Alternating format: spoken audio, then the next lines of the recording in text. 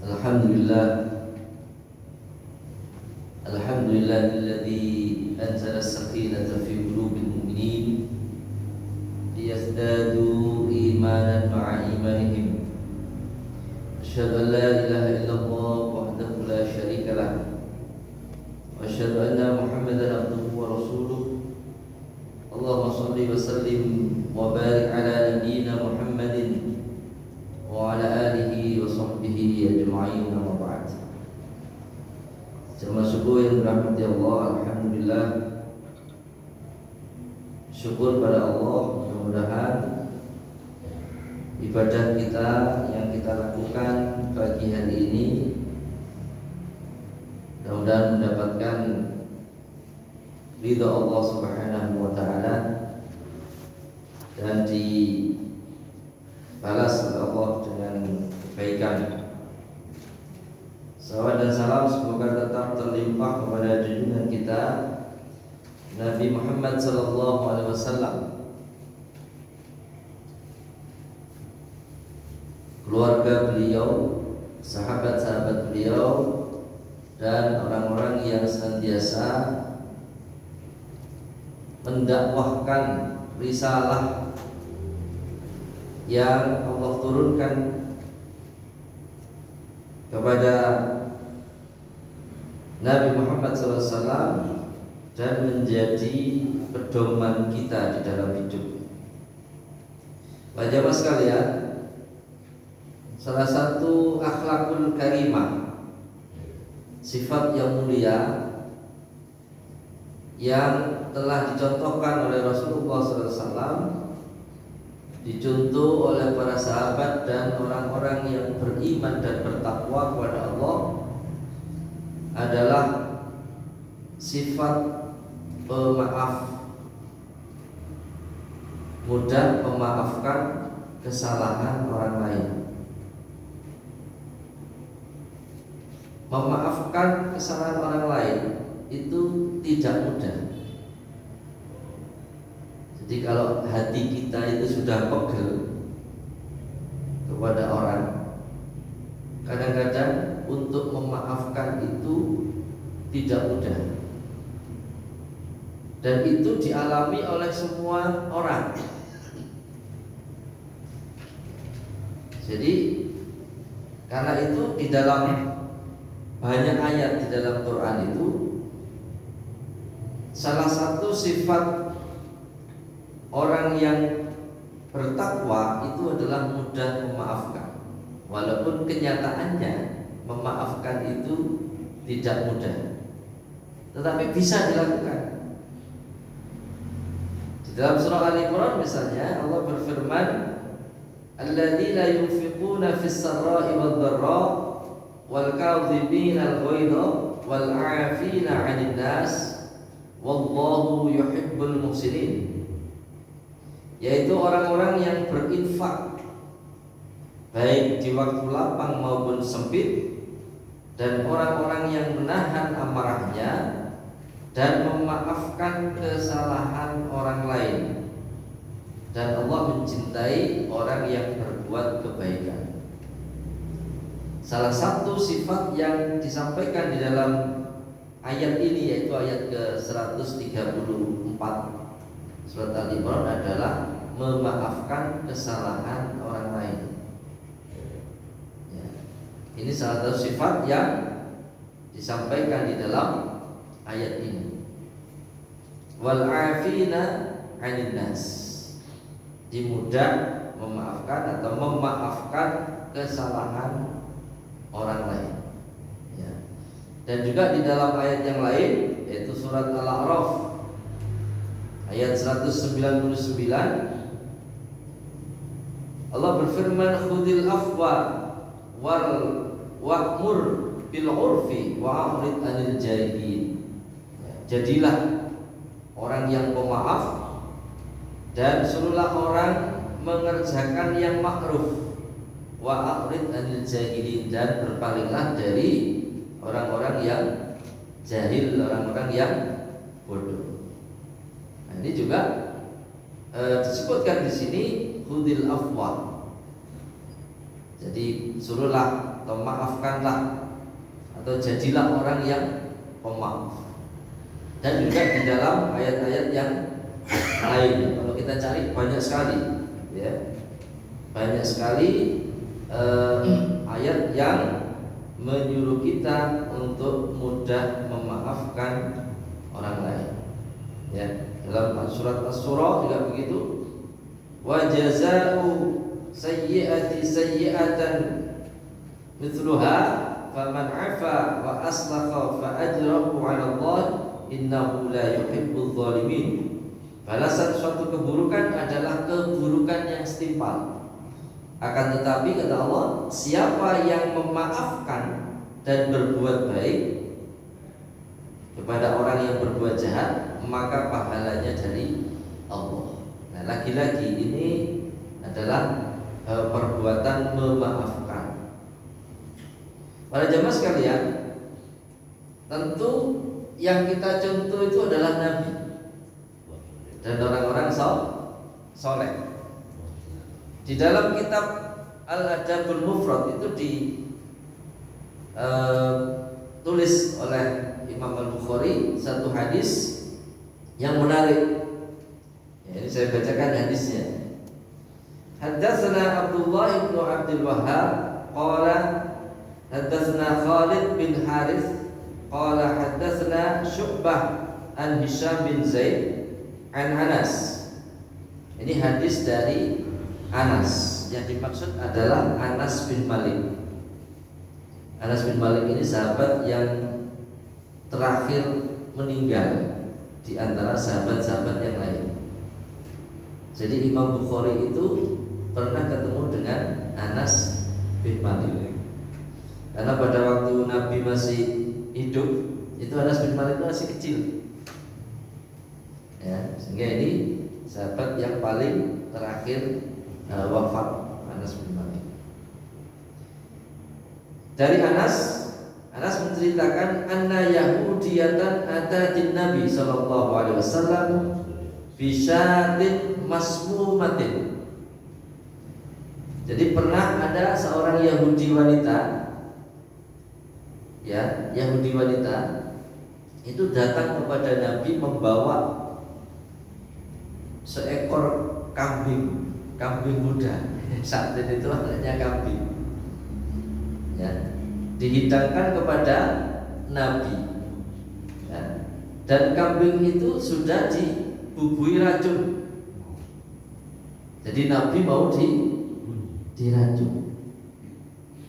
Nah, jadi ini bukan selembar daging, bukan, tapi kan kambing utuh. Jadi orang Arab itu kalau menyembuhkan kambing bukan 1-2 tapi kambing yang utuh. Kira-kira kambing guling lah, kira-kira gitu ya. Sudah dibubui racun. Ya, fa'akala, dan Rasul itu memakan daging kambing itu. Ya. Berarti apa? Racunnya kan masuk itu. Ya, racunnya masuk dalam diri Nabi. Fa'akala minha. Jadi Rasul itu mengambil dan memakan daging kambing yang disuguhkan itu.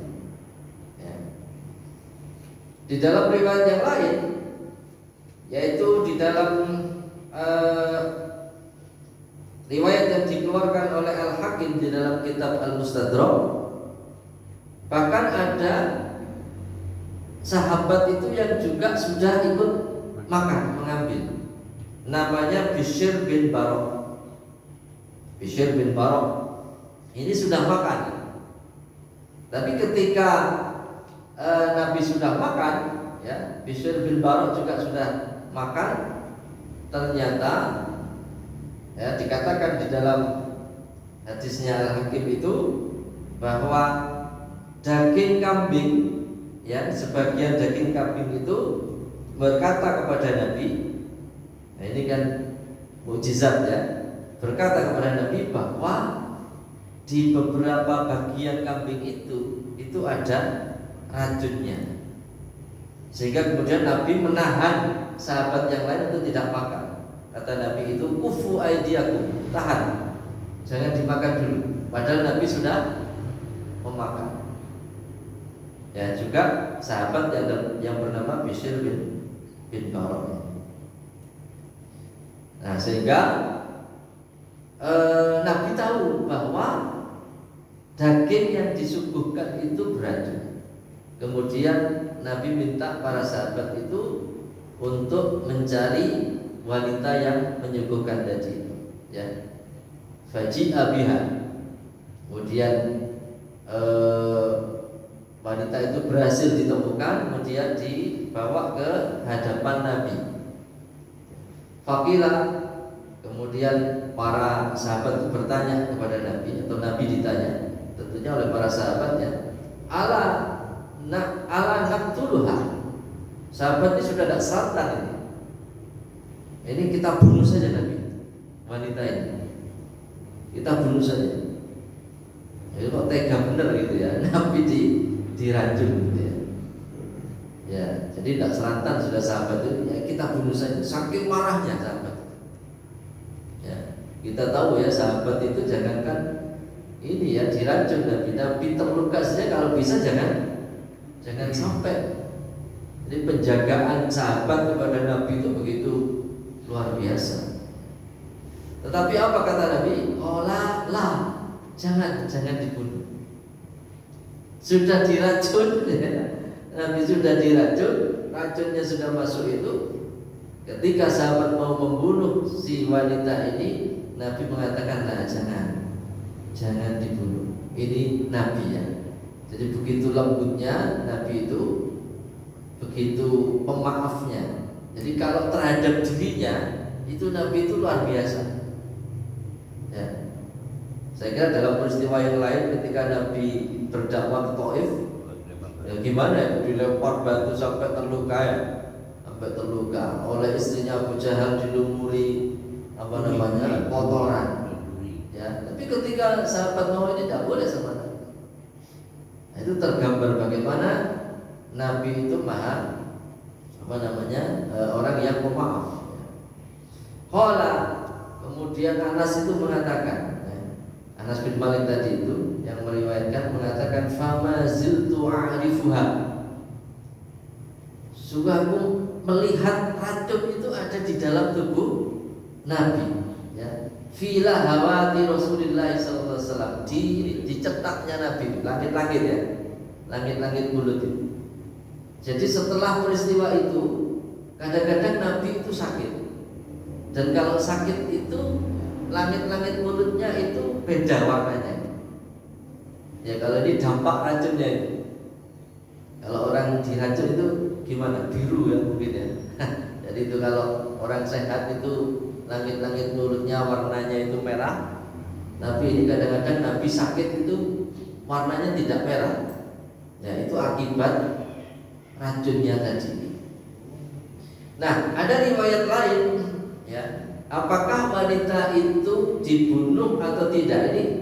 Ini menjadi menjadi sedikit ada perbedaan. Kalau tadi yang diriwayatkan oleh Al-Bukhari itu Nabi tidak membunuh wanita itu. Tapi di dalam riwayat lain Nabi kemudian membunuh wanita itu. Nah ini kalau tidak memahami ya konteks hadisnya, ini pasti orang akan mengatakan itu pasti salah siji orang sing keliru itu hadisnya. Pasti gitu ya. Ternyata tidak, ya. Maksudnya bahwa Nabi membunuh wanita itu juga benar. Nah persoalannya kenapa Nabi itu membunuh wanita itu?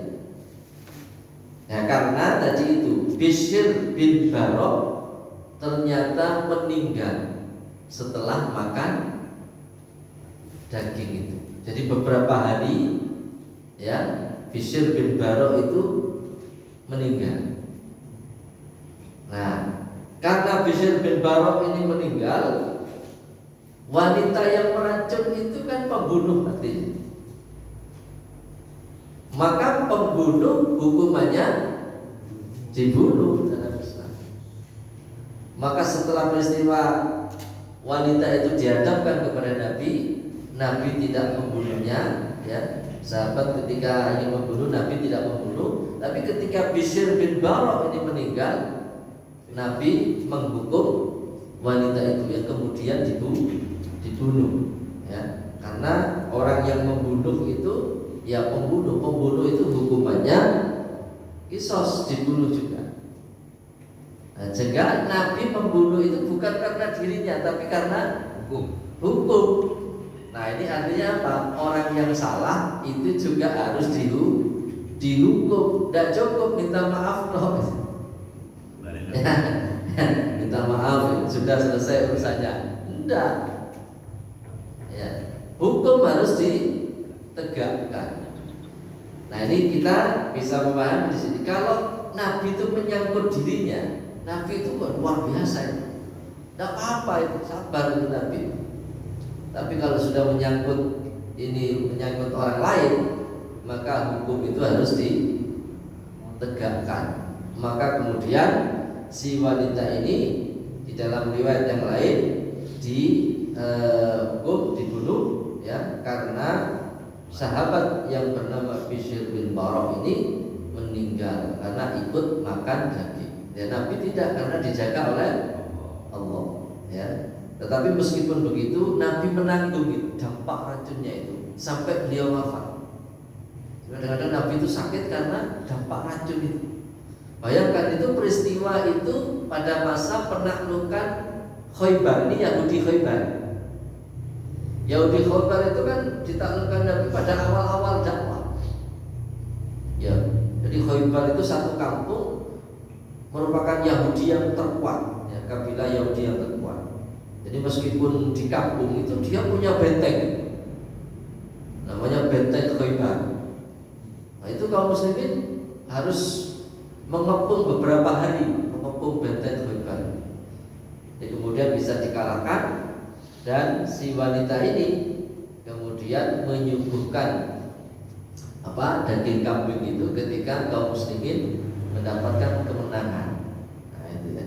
Jadi ketika jawaban wanita itu ketika dihadapkan kepada Nabi, kenapa engkau meracuni? Ya. Nabi mengatakan asamabti ta'amaki hada. Kenapa engkau membubuhkan racun ini kepada daging? Yang dikatakan oleh perempuan itu adalah ahbabtu in kunta kadziban urihun nas minka. Ya, kata wanita yang tadi, aku ingin jika engkau orang yang kadziban, orang yang bohong, pembohong, artinya bukan Nabi. Kalau Anda bukan Nabi, kata wanita tadi itu, maka aku bisa menenangkan manusia. Karena pada waktu itu Yahudi Khaybar yang ditaklukkan itu ada yang sudah menerima dakwah Nabi, ada yang masih menolak. Jadi ramai di masyarakat itu ramai. Aku bisa menenangkan mereka. Kenapa? Karena kalau Anda membohong, Anda bukan Nabi, pasti mati dengan racun ini. Kalau panjenengan bukan Nabi, kata wanita ini. Ya. Tapi kalau Anda Nabi, wa in kunta shadiqan, kata wanita ini, apabila engkau jujur, benar, betul-betul Nabi, alimtu anallaha sayudliuka. Saya yakin, saya tahu bahwa Allah akan menolong atau menjaga panjenengan. Dan betul Nabi tidak wafat karena racun itu. Nah, ini kata si wanita Yahudi tadi. Jadi memang betul wanita Yahudi ini motifnya adalah membunuh Nabi, tetapi dia ingin membuktikan ini Nabi atau bukan. Ya, benar-benar Nabi atau bukan. Ternyata terbukti bahwa Nabi itu, ya, Muhammad betul-betul utusan Allah, betul-betul Nabi, ya, karena diselamatkan oleh Allah dari racun itu. Sementara sahabatnya Bishr bin Bara tadi itu meninggal.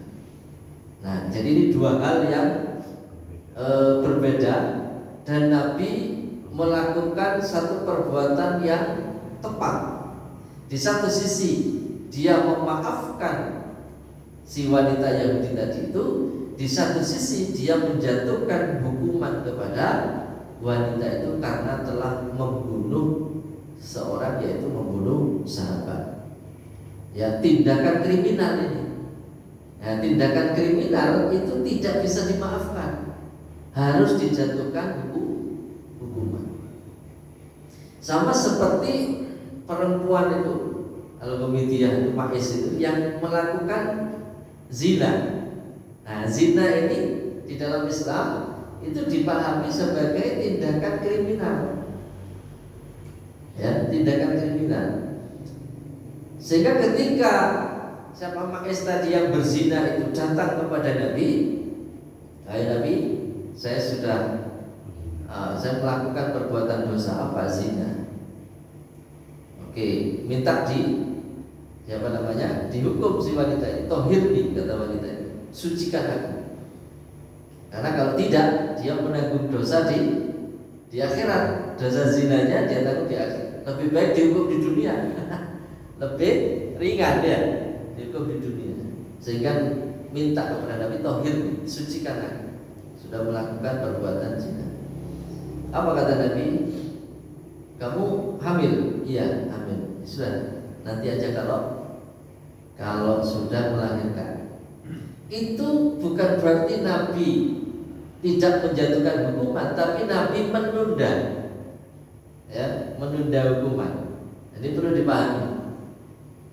Ketika sudah melahirkan, 9 bulan mengandung, datang lagi si wanita Yahudi ini. Ini Ma'is ini wanita solehah, bukan wanita yang rusak, bukan. Ini wanita yang solehah, karena sesuatu hal dia melakukan zina. Ya kan bisa saja, ya, setan menggoda, ya, setan ini bisa saja, atau karena yang lain, ini tidak diceritakan.